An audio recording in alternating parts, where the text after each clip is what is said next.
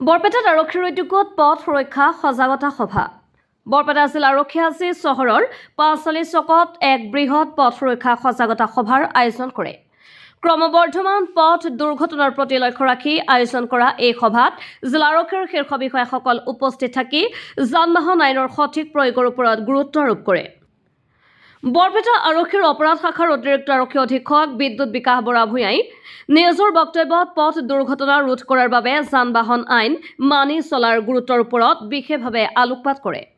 তেখেতে কয় যে যান-বাহন আইন মানি চলিলে বহুতো দুৰ্ঘটনা ৰোধ কৰিব পৰা যাব। উপ আৰক্ষী অধীক্ষক জিতেশ বৰ্মন আৰু আৰক্ষী বিষয়া প্ৰণামী ভৰদাসে পথ সুৰক্ষাৰ বিভিন্ন দিশ সামৰি ৰাইজক সজাগ হ'বলৈ আহ্বান জনায়। সভাত বৰপেটা সদৰ থানাৰ ভাৰপ্ৰাপ্ত আৰক্ষী বিষয়া প্ৰণৱ দাসৰ লগতে বহু সংখ্যক আৰক্ষী বিষয়া আৰু স্থানীয় ৰাইজ উপস্থিত থাকে। বৰপেটাৰ পৰা প্ৰদীপ কুমাৰ চৰকাৰৰ ৰিপৰ্ট, টিভি লাইভ নিউজ। বৰ্তমানৰ সময়ত পথ সুৰক্ষা বা এক্সিডেণ্ট ৰোধ কৰাটো আৰক্ষীৰ এটা প্ৰায়ৰিটি ছেক্টৰত আহিছে।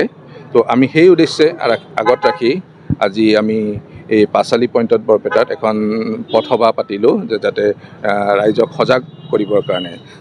চাওক, দুৰ্ঘটনা এটা প্ৰতিৰোধ কৰিবৰ কাৰণে হ'লে অকল এনফৰ্চমেণ্টৰ দ্বাৰাই নহয়। আমি পুলিচে সদায় এনফৰ্চমেণ্টৰ কামখিনি কৰি থাকে বা ট্ৰেন্সপৰ্ট ডিপাৰ্টমেণ্টে কৰি থাকে, কিন্তু ৰাইজে যদি তাত নিজে উপলব্ধি কৰি যে যান-বাহন আইনখিনি মানি নচলে তেতিয়াহ'লে ইয়াক ৰোধ কৰাটো সম্ভৱ নহয়, বা দুৰ্ঘটনা ঘটিলে তাৰ যি মানে কেজুৱেলিটি হয়, ক্ষয়ক্ষতি হয়, তাক ৰোধ কৰাটো সম্ভৱ নহয়। তো সেইকাৰণে সেই উদ্দেশ্য ৰাখি পেলাই আমি এখন সজাগতা সভা পাতিলোঁ আৰু ৰাইজৰ সহায় সহযোগিতা আছে। এইটো এটা কণ্টিনিউৱাছ প্ৰচেছ, আমি তেনেকুৱা আগলৈকো কৰি গৈ থাকিম আৰু লগতে আমাৰ যি এনফৰ্চমেণ্ট আছে সেইখিনিও চলি থাকিব। তো ৰাইজক মই আহ্বান কৰিছোঁ যাতে তেওঁলোকে যেতিয়া দুচকীয়া বাহনখন চলায় বা চাৰিচকীয়া বাহনখন চলাই ৰাস্তাত চলে, তেওঁ যান-বাহন আইনখিনি মানি চলে, হেলমেট পৰিধান কৰে, যাতে আমি দুৰ্ঘটনাৰ যিটো ক্ষয়ক্ষতি তাক আমি কমাব পাৰোঁ আৰু জীৱন সুৰক্ষা কৰিব পাৰোঁ, মানুহজনক ধুনীয়া হোৱাৰ পৰা ৰক্ষা কৰিব পাৰোঁ। এইখিনি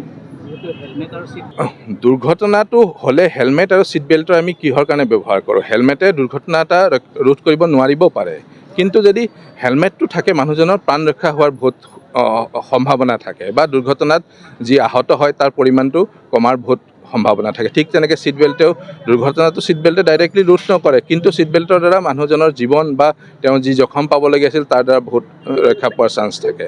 ঠিক তেনেকৈ মদ্যপান কৰি গাড়ী চলালেতো ধৰক দুৰ্ঘটনা হোৱাৰ সম্ভাৱনাটো খুবেই বাঢ়ি যায়।